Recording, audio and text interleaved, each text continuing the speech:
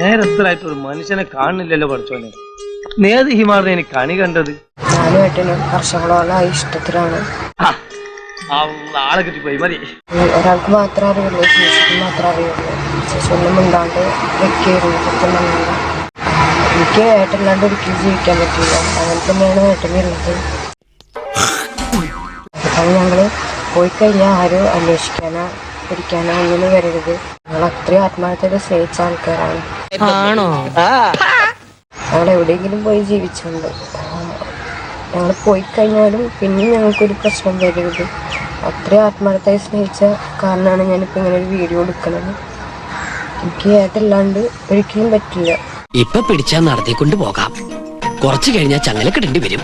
ഒട്ടായി തുടങ്ങി. ഞങ്ങൾ അത്ര ഇഷ്ടത്തിലാണ്, വർഷങ്ങളോളായിട്ട് ഞങ്ങൾ ഇഷ്ടത്തിലാണ്. ഞാനിപ്പോ ഈ ഒരു വീഡിയോ എടുക്കാൻ കാരണം എന്താ വെച്ച് കഴിഞ്ഞാല് ഇതിന്റെ മുന്നേ ഒരു വീഡിയോ എടുത്തിട്ടുണ്ടാവുന്നു. അതൊക്കെ നാട്ടുകാർക്ക് അറിയാവുന്ന കാര്യമല്ല. ഞാൻ മനസ്സിലാക്കുന്ന 2-3 കുട്ടികളുള്ള 12-13 വയസ്സുള്ള കുട്ടി അടക്കമുള്ള ഒരുത്തനാണ് 22 വയസ്സുകാരിയും കൊണ്ട് ഓടിയത്.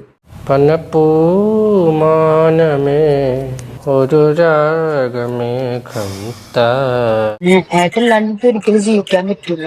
ഏട്ടനില്ലാണ്ട് ജീവിക്കാൻ പറ്റാത്ത ഇതിന്റെ വീഡിയോയുടെ അവസാനം നിങ്ങൾ കേൾക്കുമ്പോൾ മനസ്സിലാവും. ഈ കളി കളിക്കണം. ഈ കളി കളിക്കുന്നത് അല്ലേ, ഞാൻ പറയണ്ടെന്ന് പറഞ്ഞു മോളത് പറഞ്ഞു. കളിച്ചോളൂ. നീയും അയാളും ഞാൻ ഇപ്പോൾ വീഡിയോ അല്ലേ, ആ വീഡിയോയില് സംഭവം വേറൊന്നുമില്ല. ഇവൻ ഇവളിപ്പോ വേണ്ടെന്ന് പറഞ്ഞു. അവൻ പോയി അവളെ കളഞ്ഞിട്ട് പോയി. ഇത്രയും വലിയ ഗതി കെട്ടവൻ ഈ ലോകത്ത് വേറെ ആരെങ്കിലും ഉണ്ടാവും എൻ്റെ കർത്താവേ. ഞങ്ങൾ ഈ കളി കളിക്കുന്ന കളി, ആ കളി ഇതെല്ലാം കഴിഞ്ഞ സമയത്ത് അളിയന് ആ സംഭവത്തിന്റെ ഇതൊക്കെ മാറി, നാക്കിന്റെ കടിയൊക്കെ അങ്ങ് മാറി. പിന്നെ സർവീസിങ് എഞ്ചിൻ പണിയെല്ലാം കഴിഞ്ഞപ്പോഴേക്കും പുള്ളിക്കാരന് മതിയായി. ഈശ്വര, ഇവിടെ ആരില്ലല്ലോ ഇതൊന്ന് പറഞ്ഞു ചിരിക്കാനായിട്ട്. കാശൊക്കെ തീർന്നു. മൊബൈലൊക്കെ വിറ്റ് കഴിഞ്ഞിട്ട് ഗുരുവായൂരില് മൊബൈലും വിറ്റു. ആ മൊബൈല് കാശ് ആ ലൈവൊക്കെ എടുത്തോണ്ടിരുന്നില്ല, ആ മൊബൈലും വിറ്റു. ഉളുപ്പുണ്ടടാ ചക്കണക്ക്, എന്നാ പോവാൻ നോക്കടാ. നാട്ടിൽ വന്ന ശേഷം അവൻ വേണ്ടെന്ന് പറഞ്ഞു പോയി. നാട്ടിൽ വരുന്ന മുമ്പ് തന്നെ ശരിക്കും അവൻ നാട്ടിൽ പോലും വരുന്നതിന് മുമ്പ് അവൻ നാട് വിട്ടു. നിനക്കതൊക്കെ എങ്ങനെയാ സാധിക്കുന്നത്? ഇവിടെ വീട്ടിൽ വന്നപ്പോൾ അവരുടെ അമ്മയച്ഛനും അവനെ കേട്ടിട്ടില്ല.